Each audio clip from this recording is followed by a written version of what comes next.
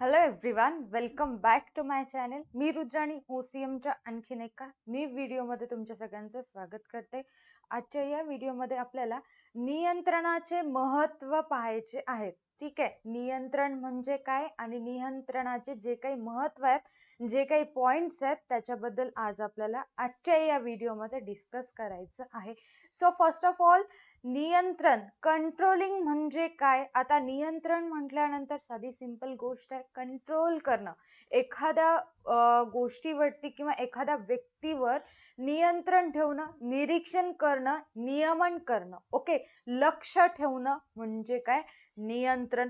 आता व्यवसायाच्या बाबतीत नियंत्रण म्हणजे प्रत्यक्ष परिणाम, म्हणजे जे काही ठरवलेलं असतं नियोजनामध्ये मानके, प्रत्यक्ष परिणाम आणि अपेक्षित परिणाम याच्यातील जो विचलन असतो तो शोधून काढणे आणि त्यावरती उपाययोजना करण्याची प्रक्रिया नियंत्रणामध्ये केली जाते. ओके, आता डेफिनेशन आपण पाहूयात डेल हेनिंग यांच्या मते.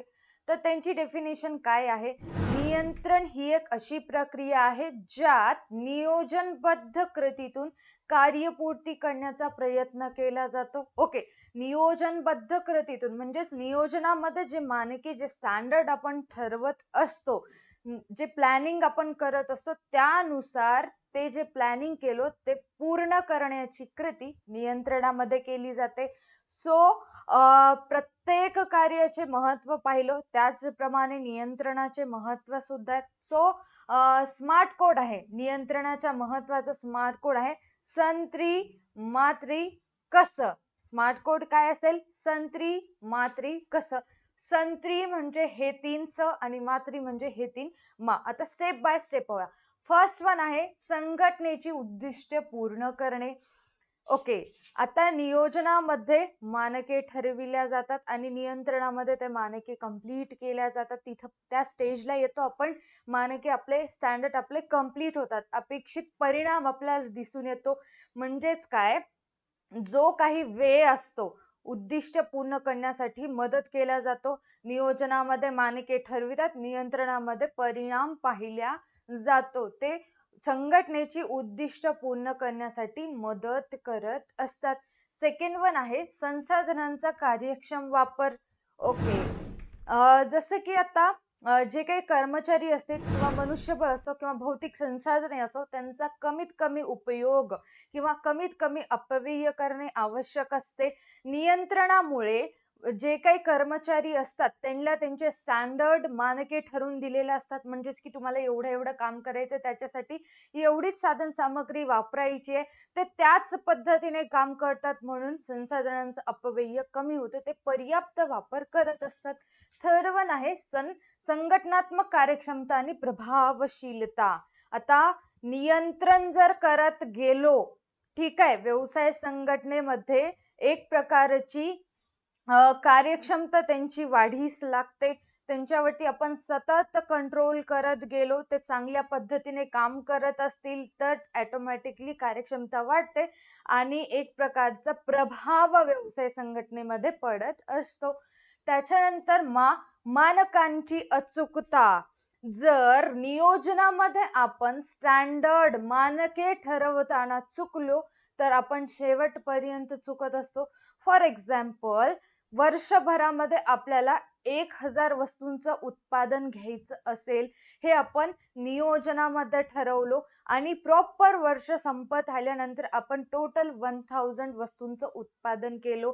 हे झाली मानकांची अचूकता. मानके एकदम योग्यरित्या ठरवलो, जेवढी आपली कपॅसिटी आहे आपण तेवढेच मानके ठरवलं म्हणून वस्तूंचं उत्पादन जेवढं पाहिजे होतं तेवढं झालं. जर समजा आपली कपॅसिटी 2000 वस्तू प्रोड्यूस करायची असेल, 2000 वस्तूंचं उत्पादन घ्यायचं असेल आणि आपण मानके स्टँडर्ड ठरवण्यात चुकलो, स्टँडर्ड 1500 1500च वस्तू आपण वर्षभरात प्रोड्यूस करणार आहोत असं आपण स्टँडर्ड ठरवलो. म्हणजेच काय, इथे आपण स्टँडर्ड ठरवण्यात चुकलो. मानकांची अचूकता म्हणजे नियोजन करतेवेळी योग्य पद्धतीचे मानके ठरवणे आणि नियंत्रणामध्ये त्या ठरवलेल्या मानकांप्रमाणे जर आपण उत्पादन घेत असलो तर त्या ठिकाणी मानकांची अचूकता आपल्याला दिसून येते आणि यासाठी नियंत्रण मदत करत असते. कारण अपेक्षित परिणाम आपल्याला शेवटी मिळत असतं. त्यानुसार कळते की आपण मानके आपले चुकलेले आहेत का करेक्ट आहेत. ओके. त्याच्यानंतर मानसिक दबाव. आता हे कर्मचाऱ्यांच्या बाबतीत आहे. नियंत्रण म्हणजे काय, कंट्रोल करणं, कंट्रोलिंग करणं. कर्मचाऱ्यांना माहिती असतं की आपल्याला कोणतरी पाहतंय, आपण काम करतोय, आपल्यावरती कोणतरी लक्ष ठेवतोय, म्हणून कर्मचारी चांगल्या पद्धतीचं काम करतात आणि ते जेवढं चांगल्या पद्धतीचं काम करतील तेवढा चांगला मोबदला त्यांना देण्यात येतो. म्हणून मानसिक दबाव कर्मचाऱ्यांवर कायम टिकून राहते. ते नियंत्रणामध्ये आपल्याला दिसून येतं. ओके. नंतर आहे मार्गदर्शक म्हणून कार्य. नियंत्रण काय करतो, अपेक्षित परिणाम शेवटी आपल्याला मिळतो. जर त्याच्यामध्ये विचलन असेल तर ते विचलन का आलेलं आणि कसं आलेलं त्याची कारण शोधणं. कुठे कमी पडलो आपण हे त्याची कारण यामध्ये शोधली जातात आणि त्यानुसार कार्य करण्यासाठी नियंत्रण मार्गदर्शक म्हणून काम करते. परत परत त्याच चुका आपल्याला करायच्या नाहीत हे नियंत्रणामध्ये आपल्याला दिसून येतं. फॉर एक्झाम्पल, आता मी सांगते प्रत्यक्ष परिणाम आणि अपेक्षित परिणाम विचलन हे आम्हाला समजलं नाहीये. मग हे एक्झॅक्टली आहे तरी काय? फॉर एक्झाम्पल, आपल्याला तेच एक्झाम्पल असेल, महिन्यामध्ये आपल्याला 5000 वस्तूंचं उत्पादन घ्यायचं होतं. किती? 5000 वस्तूंचं उत्पादन घ्यायचं होतं.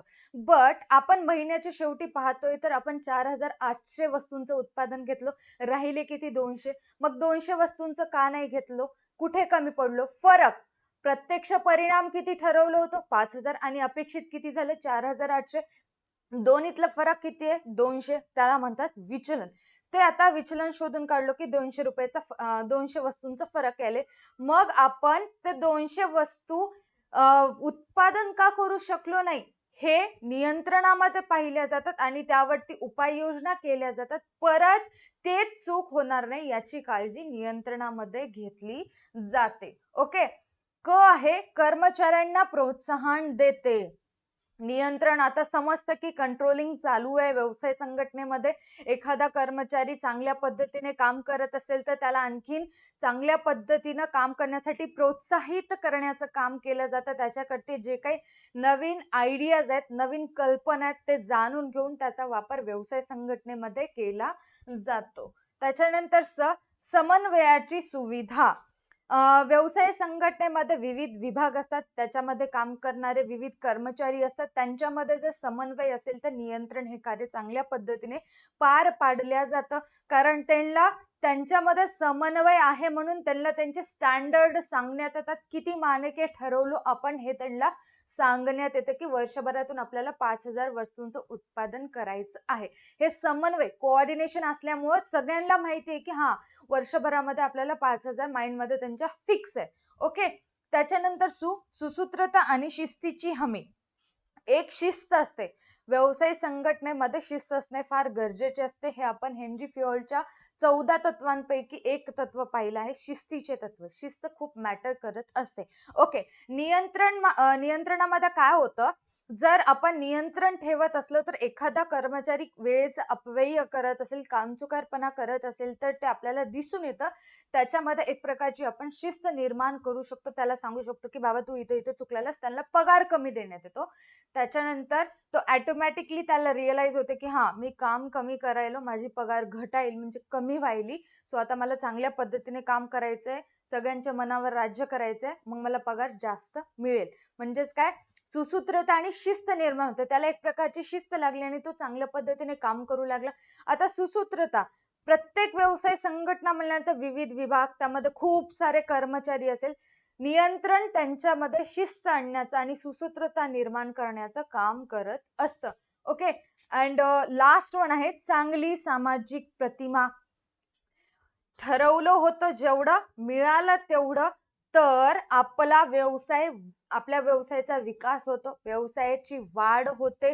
म्हणून समाजामध्ये आपल्या व्यवसायाची जी काही प्रतिमा आहे, इमेज आहे, जे गुडविल आहे ते वाढण्यास मदत होते. नियंत्रण इतपत महत्वाचं असतं. म्हणून त्याला सगळ्यात शेवटचं कार्य म्हणण्यात आलेलं आहे. आय होप तुम्हाला हे सगळे महत्व, हे सगळे पॉइंट्स क्लिअर असतील. असेच नवनवीन व्हिडिओ पाहण्यासाठी तुम्हाला DA2 अकॅडमीशी कनेक्ट राहावं लागेल. त्यासाठी तुम्ही चॅनेलला सबस्क्राईब करू शकता आणि या व्हिडिओला लाईक करू शकता. आजच्या व्हिडिओसाठी एवढंच. Tata bye bye. Take care, stay connected.